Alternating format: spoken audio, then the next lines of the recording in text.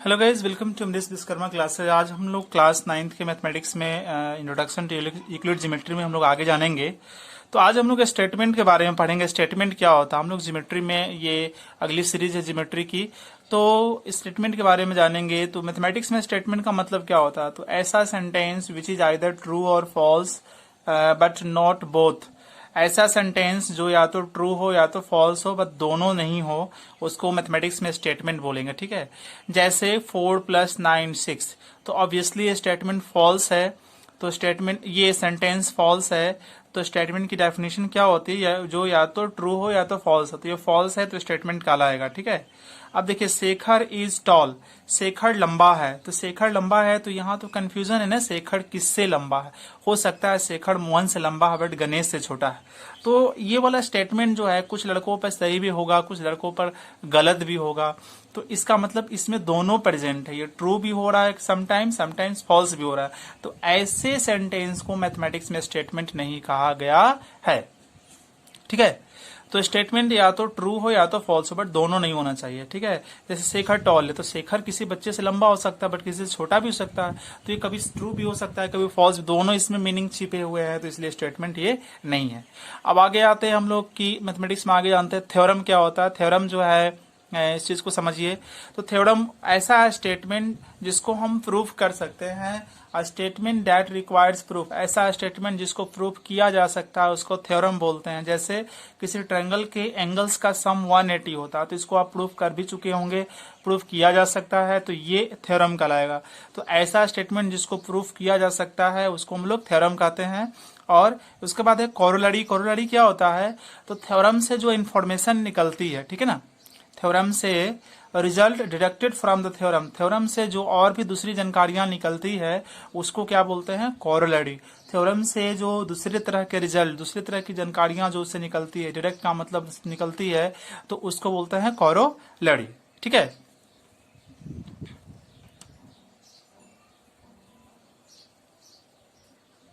So guys अभी हम लोग जानेंगे पॉइंट क्या है। तो पॉइंट को देखिए, इट इज दैट, पॉइंट वो होता है जैसे आप जो ना पेन के नीब को यहाँ पर प्रेस करते हो तो जो स्ट्रक्चर बना दैट इज पॉइंट। तो पॉइंट क्या होता है, नाइदर लेंथ इसमें होती है, नॉर ब्रेथ नॉर थिकनेस, ना लेंथ ना ब्रेथ ना हाइट। एक ऐसा जो है ना, जो स्ट्रक्चर होता है, ज्योमेट्रिकल स्ट्रक्चर होता है, उसको हम लोग पॉइंट बोलेंगे। तो it is that which has no part, यह वह होता है जिसका कोई पार्ट्स नहीं होता, ना उसकी लेंथ होती है, ना ब्रेथ होती है, ना थिकनेस होती है, मीन्स हाइट होती है, उसको हम लोग पॉइंट बोलेंगे। ठीक है, इसके बाद है पॉइंट के बाद है लाइन। लाइन क्या होती है, आइए लाइन को समझते हैं। ठीक है, पॉइंट के बाद लाइन को समझते हैं। यहाँ लाइन की जगह सबसे पहले हम लोग लाइन सेगमेंट जान लेते हैं, फिर लाइन को हम लोग अच्छे से समझ पाएंगे। तो एक पॉइंट आप यहाँ ले लो, एक पॉइंट आप यहाँ ले लो, ठीक है ना। अब इन दोनों पॉइंट को जोड़ दो तो जो ये दोनों पॉइंट के बीच की डिस्टेंस हो जाएगी, ठीक है ना, इन दोनों पॉइंट के बीच की डिस्टेंस हो जाएगी, इसी को बोलते हैं लाइन सेगमेंट। ठीक है ना, इसी को बोलेंगे लाइन सेगमेंट। जैसे एक पॉइंट यहाँ, एक पॉइंट यहाँ, दोनों पॉइंट को आपस में मिला दिया गया, तो ये वाली जो है ना ए बी कहलाएगी लाइन सेगमेंट। और लाइन सेगमेंट डिनोट करने का तरीका क्या है कि ए बी लिखकर ऊपर जो है कि इस तरह से बार जैसा स्ट्रक्चर दे देते हैं, उसको लाइन सेगमेंट बोलते हैं। ठीक है ना,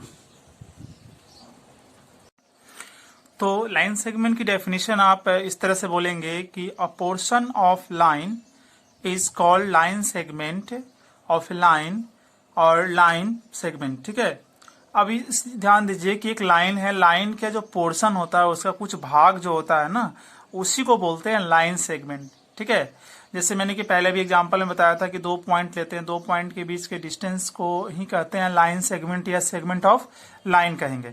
तो लाइन सेगमेंट के कितने एंड्स पॉइंट होते हैं, तो ये एक एंड्स पॉइंट है, बिकॉज इसके बाद वो नहीं प्रोड्यूस हो सकता है लाइन सेगमेंट, है ना। लाइन सेगमेंट में एक पॉइंट से स्टार्ट करते हैं, दूसरे पॉइंट पे एंड कर जाते हैं, तो ये एक लाइन, ये एंड पॉइंट हुआ, ये एक एंड पॉइंट हुआ। इनके कुल मिलाकर जो है लाइन सेगमेंट में एंड पॉइंट दो होते हैं, ए और बी। अब इस लाइन सेगमेंट ए बी को ए बी ओवर बार लिखे, चाहे आप बी ए ओवर बार लिखिए, ठीक है ना, या ओनली ए बी लिखिए, बार नहीं भी लगाएंगे तो आपको समझा जाएगा कि वो लाइन सेगमेंट ही है। अब यहां देखते हैं रे क्या है। तो रे की डेफिनेशन में ध्यान दीजिए कि हमारे पास एक लाइन सेगमेंट है, और लाइन सेगमेंट को अगर हम केवल उसका एक एंड को इनफाइनाइट तक प्रोड्यूस करें, ठीक है ना, ये लाइन सेगमेंट है, लाइन सेगमेंट के इस वाले एंड को हम इनफाइनाइट तक प्रोड्यूस करेंगे तो जो ज्योमेट्रिकल स्ट्रक्चर हमें मिलेगा उसको रे बोलेंगे। और इस वाले को अगर हम इस वाले, ये भी लाइन सेगमेंट है, इस वाले एंड को इनफाइनाइट अगर प्रोड्यूस किया जाए तो जो ज्योमेट्रिकल स्ट्रक्चर मिलेगा उसको भी रे कहेंगे। तो इसको बोलेंगे ए बी, है ना, रे ए बी, बिकॉज ए से वो स्टार्ट ले रहा है और बी से होते हुए इनफाइनाइट तक जा रहा है तो ए बी लिखेंगे। और यहाँ लिखेंगे इसका इनिशियल पॉइंट बी है, बी से शुरुआत हो रही है तो बी से ए यानी कि बी ए, रे बी ए कहलाएगा। तो अब देखिए रे में एक ही एंड पॉइंट है, ये तो इनफाइनाइट तक प्रोड्यूस होते रहेगा, ये तो इनफाइनाइट तक प्रोड्यूस होता रहेगा। तो एक ही एक पॉइंट है जो फिक्स है, एंड पॉइंट का मतलब फिक्स पॉइंट जिसको प्रोड्यूस नहीं कर सकते हैं, प्रोड्यूस नहीं हो रहा है। तो ये जो है एंड पॉइंट है, ये एक एंड पॉइंट है। तो रे में कुल मिलाकर एक ही एंड पॉइंट होते हैं। इसके बाद हम लोग नेक्स्ट टॉपिक की तरफ बढ़ते हैं और हमारा नेक्स्ट टॉपिक है लाइन। ठीक है, अभी लाइन क्या है, तो लाइन को समझने के लिए हम ध्यान दीजिए, लाइन को ऐसे समझ सकते हैं कि हमारे पास जो है एक लाइन सेगमेंट है, लाइन सेगमेंट है और लाइन सेगमेंट हम दोनों एंड को इनफाइनाइट तक, इस वाले एंड को भी इनफाइनाइट तक और इस वाले एंड को भी इनफाइनाइट तक अगर प्रोड्यूस कर दिया जाए तो जो ज्योमेट्रिकल स्ट्रक्चर हमारे पास मिलेगा उसको हम लोग लाइन बोलेंगे। लाइन को कैसे डिनोट करेंगे, लाइन को ऐसे डिनोट करेंगे ए बी, और ए बी के ऊपर इस तरह का जो ना साइन लगा देंगे तो वो लाइन का सिंबल हो जाएगा। तो लाइन का तो दोनों एंड फिक्स नहीं है, ये भी इनफाइनाइट तक प्रोड्यूस होते रहेगा, ये भी इनफाइनाइट तक प्रोड्यूस होता रहेगा, तो कोई भी एंड फिक्स नहीं है, इसलिए हम इसको बोलेंगे इसका लाइन के पास एंड पॉइंट कितने होते हैं, तो नो एंड पॉइंट, एक भी एंड पॉइंट इसके पास नहीं होते हैं। इसके बाद नेक्स्ट टॉपिक है कॉलिनियर पॉइंट। कॉलिनियर पॉइंट किसे बोलते हैं, तो जैसे मैंने एक लाइन यहाँ पर ड्रॉ कर दिया, एक लाइन यहाँ पर ड्रॉ कर दिया गया एल, ठीक है, एल एक लाइन है और अगर इस लाइन पर 3 और 3 से ज्यादा, अगर इस लाइन पर 3 और 3 से ज्यादा पॉइंट प्रेजेंट हैं, देखिए 3 और मोर देन 3 पॉइंट, 3 और मोर देन 3 पॉइंट्स, 3 और 3 से ज्यादा पॉइंट्स अगर किसी लाइन पर प्रेजेंट है तो उन सभी पॉइंट्स को कॉलिनियर पॉइंट्स कहेंगे और ये जो लाइन होगी इस लाइन को कॉलिनियर लाइन कहेंगे। तो देखो ए बी सी, मैंने एक लाइन यहाँ पर ड्रॉ किया एल और इस पर 3 पॉइंट को रिप्रेजेंट किया है, तो इस तरह से तीनों पॉइंट एक ही लाइन पे प्रेजेंट है तो तीनों पॉइंट कहलाएंगे कॉलिनियर पॉइंट और ये जो लाइन होगी ये लाइन कहलाएगी कॉलिनियर लाइन। ठीक है, अब इसके बाद जो नेक्स्ट टॉपिक है उसको बोलेंगे नॉन कॉलिनियर पॉइंट। इसका मतलब 3 और मोर देन 3 पॉइंट जो एक लाइन पर नहीं है, जैसे यहाँ पर एक लाइन ए लाइन है और इस पर देखिए 2 ही पॉइंट प्रेजेंट है, ए बी सी पॉइंट इस पर प्रेजेंट नहीं है, तो ए बी सी को अब क्या बोलेंगे, ए बी सी जो है एक लाइन पर प्रेजेंट नहीं है तो अब इन सभी पॉइंट्स को कहेंगे नॉन। सो गाइज इस वाले नॉन कॉलिनियर पॉइंट में मैं आपको बता रहा था कि ये देखो ए एक लाइन है और ए और बी इस लाइन पे प्रेजेंट है, पॉइंट्स हैं दोनों और एल पे प्रेजेंट है और सी एक पॉइंट है जो एल पे नहीं प्रेजेंट है। तो अगर ये तीनों पॉइंट अगर एक ही लाइन पे प्रेजेंट होते हैं तो तीनों पॉइंट को बोलते हैं कॉलिनियर, ठीक है ना, तीनों को कॉलिनियर बोलते हैं। बट ये तीनों पॉइंट एक लाइन पे प्रेजेंट नहीं है तो तीनों पॉइंट को बोलेंगे नॉन कॉलिनियर पॉइंट। ठीक है, और ये लाइन कौन सी लाइन कहलाएगी, ये लाइन कहलाएगी नॉन कॉलिनियर लाइन, बिकॉज ये लाइन 3 पॉइंट को नहीं रख रही है। ठीक है, तो इस तरह से हमने collinear, non collinear, collinear line, non collinear line को समझा।